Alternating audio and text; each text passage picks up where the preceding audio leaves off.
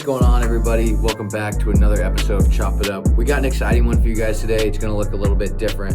But before we get into it, I just want to tell you guys to subscribe, like the video down below. Make sure to check us out on all of social media. Our full episodes you can find on Spotify and YouTube, and then shorter clips and episodes throughout the week you can find on TikTok and Instagram. This week, we're going to be putting out 2 episodes, this one, and then halfway through the week, probably on Wednesday, going to put out a little 5 to 7 minute video with my friend Caleb Unger from Quad Culture, talking a little NBA basketball going forward as the postseason is just around the corner. But right now, let's be real, we're in the dog days of the sporting season. March Madness is a few weeks away. Football's over. The NBA, I will refuse to put really any energy into the NBA until they decide to put energy into the fans. And so until then, probably until the postseason, we won't really get into a ton of NBA ball. But until then, we're going to be mixing it up. We're going to have guests on the pod, maybe do a little bit more life advice kind of things. And really, whatever you guys want to hear, we're willing to put on the show. But today, we're going to be talking track and field, and maybe even a little hockey towards the end of the episode, so stay tuned for that. But the reason I want to bring up track and field is because for those of you that maybe aren't as familiar with the sport of track and field, and obviously me, very familiar with the sport as I'm a Division II athlete running cross country and track and field, the season is just underway. Guys are starting to run indoors. I guess guys and girls, technically, not to discriminate there, of course. But we're starting to see indoor season kick off, and it is going off with a bang. We've seen world records be taken down. We've seen American records being taken down. And the real reason I wanted to focus on this is because we're seeing a surge in distance running across the globe, and specifically in America. Right now is the time to invest stock in American distance running. We're seeing world records being taken down week after week, and not just by Europeans and Kenyans and Africans and whoever else it may be. I know Kenyans are Africans, but what I'm saying is we're seeing Americans in the mix for world records like we've never seen before. And for a country that is typically, really focused on sprinting and, the 100-meter champion and the 400-meter champion and events like that, right now is the peak of American distance running. And that's the reason why everyone should be tuning into this. We've had 3 world records taken down this month. And I think that that's not something that we normally see. A lot of these records have been up for 5 to 6 years, if not longer. And within just a matter of weeks, we've seen the mile been taken down. We've seen the 3K record been taken down. And we've seen the 5K record been taken down. All 3 of those, one way or another, were broken by Americans until we saw the mile get broken by Jakob Ingebrigtsen just a few weeks ago. So let's get into it. The way we're going to do this is we're going to break it down event by event and just kind of show you what records are being broken, who is breaking these records, and why it's relevant and why people should be tuning into track and field. Let's start it off with the mile. Yared Nuguse a couple weeks ago in New York at the Armory. We're into 3:46 mile. That's a world record. It was Nuguse's first race of the season, and that's a great way to start it off for Yared, coming off the bronze medal in Paris in the 1500. Starts it off with a bang. Yared's a guy that I would like to see stretch it out to the 5K. I'm not sure if he will. I think his build and just the way he runs allows him to be successful at longer distances. But with the success that we've seen him have at the mid-distance level in the 1500 and then the mile indoors, there's no real reason for him to move up, especially when you're breaking the world record in your season debut. Unfortunately, Yared only had this record for 5 days until Jakob Ingebrigtsen, probably the best distance runner in the world right now, despite what we saw in the 1500 in Paris. He still is the 5K champion, and because of that, it's just so exciting to watch this guy run. He goes after records every time he steps on the track. And the reason why that separates him from a lot of other distance runners is because typically we see guys just racing to win. They're not too worried about records, especially this early in the season. The real focus is on just getting your legs under you, getting a rhythm for racing again, just slowly working your way into peak shape as we're a long ways away from outdoor championships, which take place in, I think, August, maybe September. Not sure about that. But Jakob, 5 days later, runs a 3:45, breaks Yared Nuguse's record by almost 2 seconds because he runs a 3:45 low. And, this just sets up drama in the track and field world. And this is what we love to see because all of a sudden Nuguse is on top of the world. He's feeling great. He has a world record. And less than a week later, he's already forgotten about in the record books just because of how successful Jakob is and how aggressive he is in chasing these world records. I know Jakob doesn't always win the biggest races. We saw him lose in the Olympics this year. We saw him stumble in years past as well. But the reason that he makes distance running so exciting is that he's always pursuing these world records like I talked about. And so when you have someone that is that aggressive and who wants to push the pace that bad, it sets up these really interesting settings in big time races where rather than running slow and being tactical and just kind of sitting and kicking, which for those of you who aren't familiar with that, basically means you just go out slower as you normally would, and then essentially the last lap is just an all-out sprint because it's been a jog fest for so long. And so rather than seeing that kind of race, which really no one wants to see in a championship race, when you have the fastest people running against the fastest people in the world, you want to see them go toe-to-toe at the peak of their powers. And Jakob does that because he understands the context of the situation, and he doesn't want to reserve himself for the last lap of a race. He's going to go out there and he's going to kill it time and time again. And so as the World Championships get closer, and as, LA in 2028, as that starts to come along, it sets up this really dramatic scene in distance running where you have guys who have now set the world record and they're starting to be more aggressive in their early season races against a guy who's been doing this for a really long time. And so I think, the mile indoor and the 1500 outdoor, I think it's a really interesting event to watch. I think it's, starting to become one of the more premier events in track and field rather than just, the 100 meter and some of the other sprints that people enjoy seeing. And so I think the mile indoor will be really interesting to watch if these guys do run the indoor world championships, if they decide to reserve themselves for the outdoor season. But nevertheless, just credit to Yared. It's fun to see an American in the mix, especially with a guy like Jakob, who has been dominating the distance world for years now at this point. Looking at the 3K, Grant Fisher just recently broke the 3K world record indoors at the Armory as well. This New York track is really fast for those of you that haven't seen it. Recently just got redone. Nike bought out the arena in New York, and guys have just been shredding on this track. Grant Fisher is a duel with Cole Hawker, actually. So we had the 5K and 10K bronze medalist going up against the 1,500 gold medalist, both Americans. Emphasis on that as this episode continues on. But Grant Fisher clocks a 7:22.9, and he just outs Hawker, with Hawker running a 23.1. And for me, this is my favorite record that's been broken out of the three that we're going to get into, just because of the fact that it was two Americans going at it. I think for a long time, and especially just growing up, you're used to seeing the Kenyans and the Ethiopians, a couple of Europeans. Those are always the guys in the mix. But now you're seeing American-raised runners compete for world records, and that's not something we've seen in a really long time, probably since Galen Rupp in the early to mid-2000s. And so now we have this new wave of runners coming in, and there's a lot of guys that we're not going to talk about today that are worth watching. Hobbs Kessler's one of them. There's a couple college guys like Ethan Strand who are coming through the ranks that are going to be really good. Nathan Green, my guy from UW, actually ran with a couple of my teammates here in Idaho when he was in high school. And so there's more than just the two or three guys we're focusing on here. But looking at Fisher and Hawker, seeing these two guys battle it out was really exciting. Hawker's typically a guy that he's going to get you in the last 200. So right when you think you have him dead to rights, he's going to make that last move. He has a little bit shorter build, allowing him to have quicker foot speed. But it was kind of a role reversal in this one. Not that Fisher doesn't have a strong kick, but usually he stretches it out just a little bit earlier. And the shorter distance guys like Hawker tend to be a little bit more quicker in the end of these races. But Hawker makes a bold move. In my opinion, it was a mistake.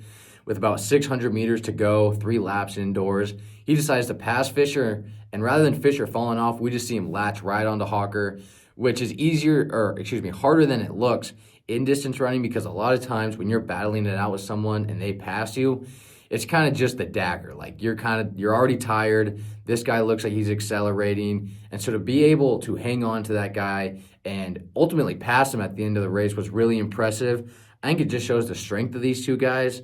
I'm a big Cole Hawker fan, with him training out in Oregon, where I'm from. Really cool to see the success that he's had recently. But Grant Fisher is emerging as one of the greatest distance runners in the world right now. And obviously, Cole Hawker's just coming off a gold medal. But to see the improvement that Fisher's made just in such a quick time, he was a guy that had kind of been in the tailwind of distance running. He was competing in big races, but he wasn't really a true contender. And then in Paris, he goes off 2 bronze medals in a 5K and a 10K. Events that we haven't seen Americans medal in a really long time. And for him to come back and knock off Hawker, and I would say, somewhat intermediate event for both of them, just because of the fact that it was a little bit longer than what Hawker does, and it was a little bit shorter than what Fisher does, just makes for a really interesting race. And as an American, as someone who was born and raised in the USA, as you can see as my hat right here, it's really cool to see two Americans going at it. And that's what you want to see as a fan.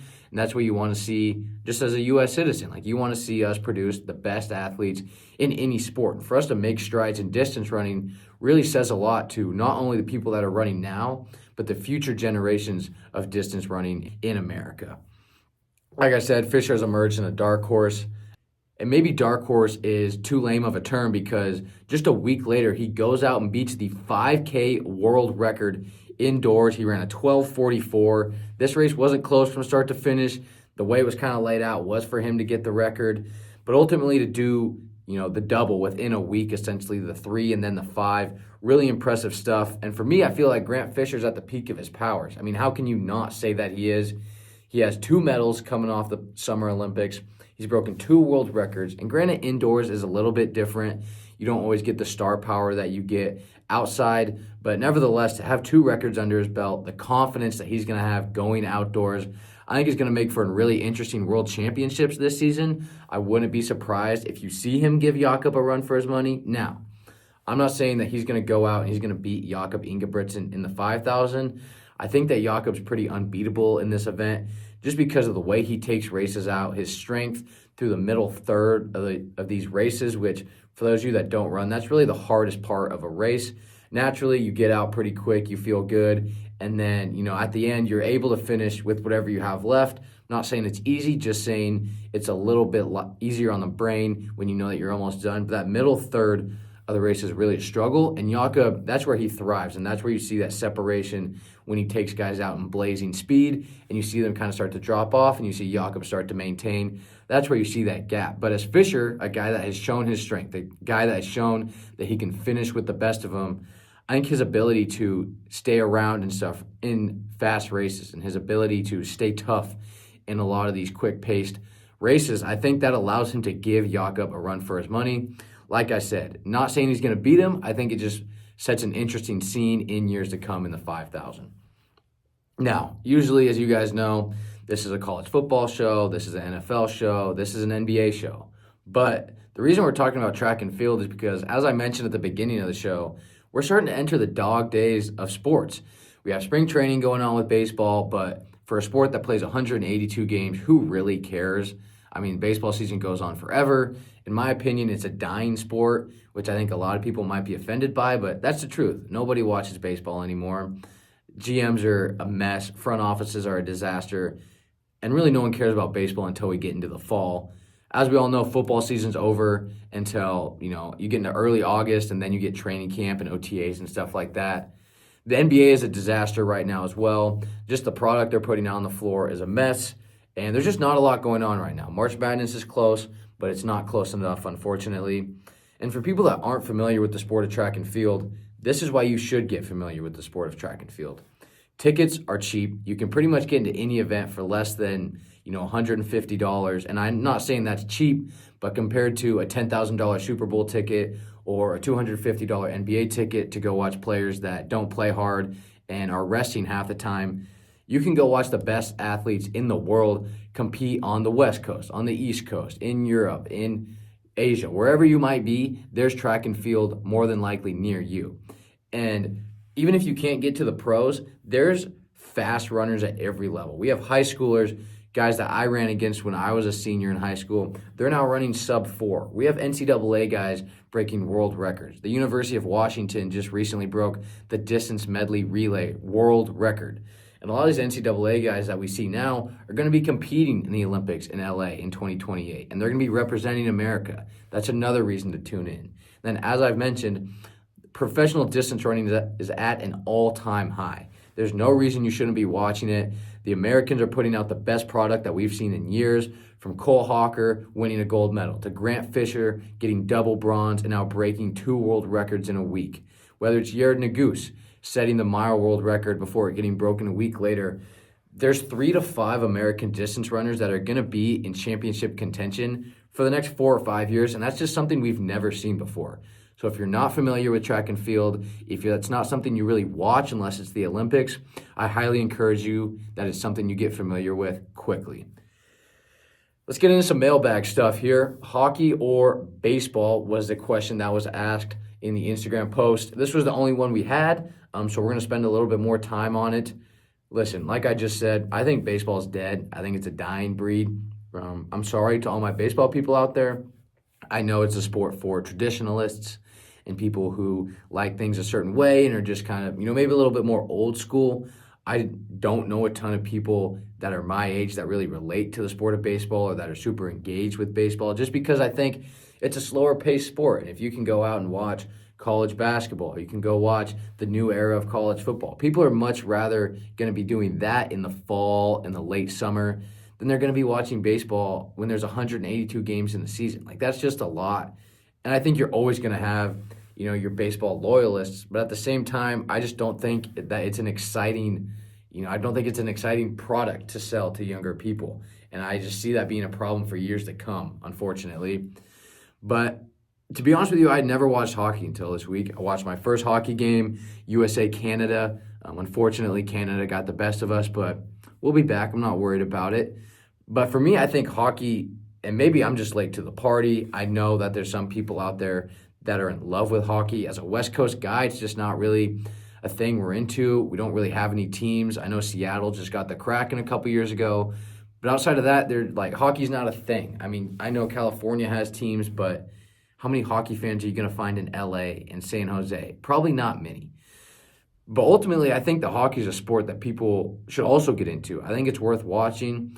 I think the problem that people have with sports like hockey is that they tend to be low scoring. Similar with soccer, there's a lot of time on the ice or the field, and you're just not getting a lot of action, not a lot of scoring. But the difference with hockey is that it's a high energy game from start to finish, different than a sport from soccer or baseball, where it kind of seems more lackadaisical as the game goes on. Hockey is energy and action from start to finish. I watched this game, and I was honestly shocked at what I saw. And I get it, both teams are playing for their country, so there's a little bit more on the line. It was a high-stakes game. But at the end of the day, just to see the effort, the constant shots on goal, the big hits up against the wall, I think that's something that's really exciting. And now, am I saying that I'm going to tune into a San Jose Sharks and New York Rangers game in the middle of the regular season? No. But what I'm saying is that as the product of hockey continues to grow, I think it's something worth tuning in for. I think it's something to keep an eye on if the Four Nations tournament continues to stay. I'm not saying they're going to do it every year, but I think now that USA Hockey has some eyeballs on it, I think it's something that people should pay more attention to and pour more money into, because I think hockey's a sport that, first of all, it's physically aggressive. People like to see sports like that. That's why we love football. And then when your rival is a team right up north in Canada, it just makes for an exciting rivalry. Obviously, Canada's going to have the better team 9 times out of 10. It's kind of their sport, unfortunately. But I just think that it's something that is worth paying attention to. I think it was something that really stood out to me. I was kind of expecting this game to be underwhelming, and I was pleasantly surprised. I thought it was something that was really exciting. From start to finish, there's big hits. You're having shots constantly on the goal. It was a tied game. It went into overtime. When you have that sudden death type of format, it makes things really exciting. I was on the edge of my seat for, the last 5 to 10 minutes of the third period and all throughout overtime. And so I think that, whether it's between hockey or baseball, you're looking at two sports that have both been around for a long time, so they're both going to have their traditional fans and their loyal fans just to the sport in general. But in modern day, I think that hockey is a sport that you see on the rise. I think baseball is a sport that you see on the decline. So for me, I'm going to have to side with hockey on this one. I think it's a really electric sport. I really loved watching the Four Nations tournament. I think it brought a lot of unfamiliar eyes to the sport, obviously myself included. And so I think it's just really exciting to see where the sport takes off from here. Before we get out of here, I'm just going to kind of give a format of where the show is going to go throughout the next couple months. We're about the halfway point in the second semester here at NNU. And so for me, the goal is to produce an episode every week for the next month or two. Just until school runs out, still get that episode out a week. But we're going to be trying some new things. Like I mentioned, we're going to put out a shorter episode with Caleb, breaking down some NBA stuff later this week. And so just being able to put out this shorter content as well makes things more flexible. As a student athlete, I'm gone for a lot of Fridays and Saturdays, getting back in the middle of the night, if not early Sunday morning. And so the goal is just to provide content that'll get you through the week as we get closer to March Madness, we'll put a more emphasis on college basketball. As the NBA postseason rolls around, you're gonna see the channel start to be more focused on the NBA and teams that can make a push to the NBA Finals. But for now, we're just kind of in this awkward spot. I thought it was a good opportunity to share a sport that I'm really passionate about, a sport that I'm involved in on a daily basis, and really a sport that's going to be growing. And so obviously the hockey segment kind of goes right into that, talking about both track and hockey, two sports that I think are starting to gain a lot of traction in America. Track has always been a sport that you watch once every 4 years, and it's really exciting, and then it just kind of goes by the wayside. Nobody cares what happens.